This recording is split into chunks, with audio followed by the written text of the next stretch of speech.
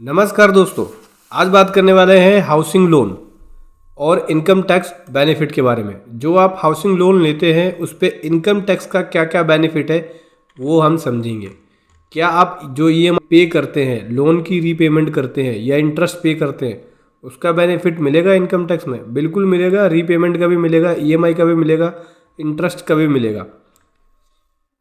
बहुत कुछ सीखने को आपको मिलेगा इस वीडियो के अंदर।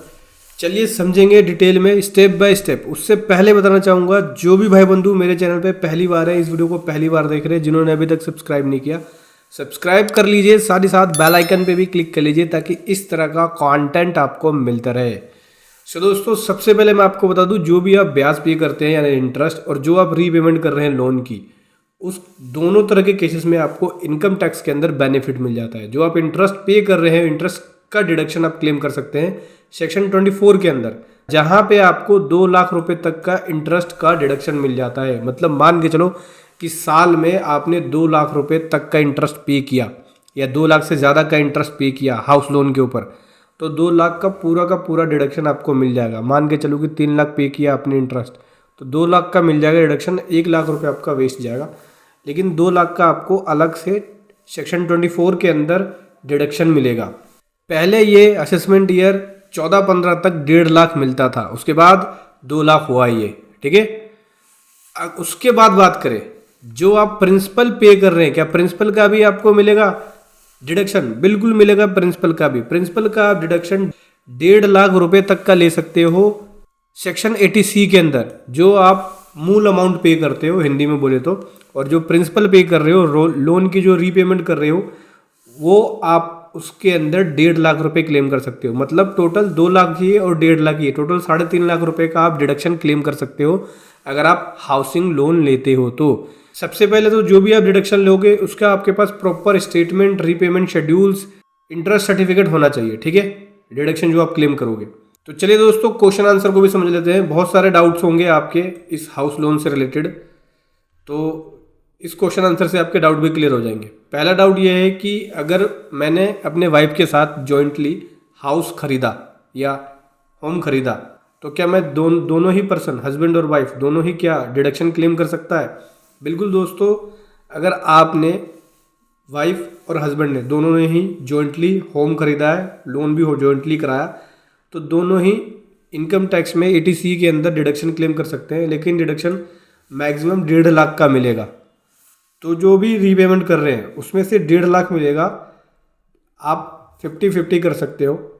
तो जॉइंटली यहाँ पे बेनिफिट मिल जाएगी 75,000 हस्बैंड, 75,000 और वाइफ क्लेम कर सकते हैं डिडक्शन। टोटल 1.5 लाख रुपए तक का डिडक्शन ले सकते हैं। अगले क्वेश्चन पे आते हैं कि हाउस लोन लिया गया, हाउस लोन लिया, किससे लिया? फ्रेंड और रिलेटिव से लिया, और उनको इंटरेस्ट पे कर रहे हैं, तो क्या उस केस में इंटरेस्ट का क्लेम कर सकते हैं 24 के अंदर?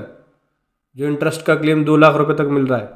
देखो, इंटरेस्ट का क्लेम केवल जो सर्टिफिकेट इशू किया जाता है इंटरेस्ट के लिए, इंटरेस्ट के डिडक्शन के लिए, केवल उसी केस में आप क्लेम कर सकते हो। अगर आप रिलेटिव से या फ्रेंड से लोन लेते हो और उनको इंटरेस्ट पे करते हो, उस केस में वो इंटरेस्ट सर्टिफिकेट इशू नहीं कर पाएंगे।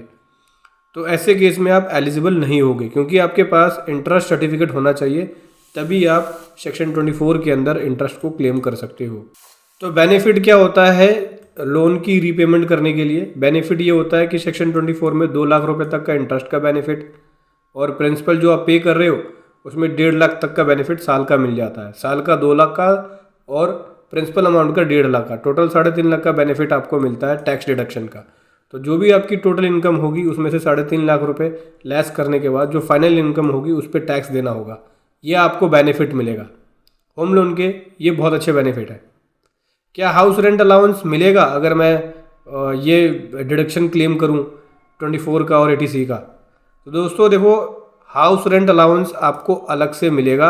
आप 80C 24 का बेनिफिट भी ले रहे हो, उसके बाद भी आपको HRA का बेनिफिट मिल जाएगा। बोलते हैं कि होम लोन लिया गया वाइफ के नाम से, लेकिन मैं इसमें को एप्लीकेंट हूँ और लोन मेरे अकाउंट से कटता है, जो EMI मेरे अकाउंट से कटती है। तो जो EMI पे कर रहा हूँ, क्या मैं इसका एग्जेम्पशन क्लेम कर सकता हूँ? बिल्कुल कर सकते हैं दोस्तों।